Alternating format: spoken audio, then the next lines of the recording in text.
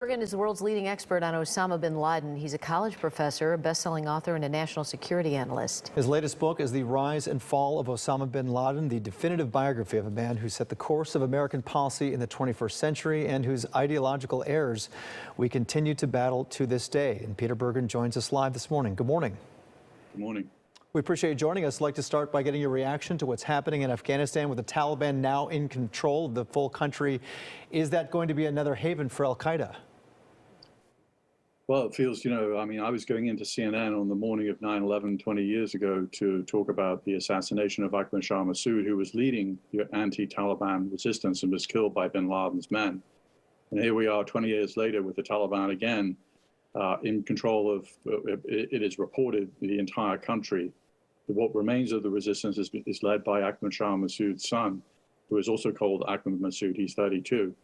So, it's kind of amazing that we're sort of back at the same place we were 20 years ago when 9/11 happened. And, I think that, the United States is much better defended against terrorists than it was on 9/11. But that doesn't mean the terrorists aren't going to be assembling in Afghanistan, trying to get training, and they can attack American targets in the region, even if they can't attack the United States itself. Maybe you can talk about where al-Qaeda as an institution stands today. We're comparing that to what's happening in Afghanistan with the Taliban and this group ISIS-K. How does this all fit together? Al-Qaeda is certainly a shadow of what it was on 9/11, but that doesn't mean it can't regroup given time and space by the Taliban. And according to the United Nations in a report they released just in June, al-Qaeda and the Taliban remain, quote, closely aligned. We've seen foreign fighters, according to the UN, pouring into Afghanistan in the last several months. You mentioned ISIS-K. Obviously, ISIS-K is in a kind of dispute with the Taliban and also with al-Qaeda. But the differences between these groups are less important than their similarities. And there are 20 foreign terrorist groups in Afghanistan of various size, according to the U.S. military, even before the fall of the country to the Taliban. So, we've seen this movie before in pre-9/11 Afghanistan. We saw it in the summer of 2014 in Iraq, where, people trained and carried out attacks in Europe, or were inspired to carry out attacks in the United States. And unfortunately, I think we'll see the same thing. The 20th anniversary of 9/11 fast approaching. A lot has been written about Osama bin Laden over the years. So moving on to your book here, how did you approach this body of work?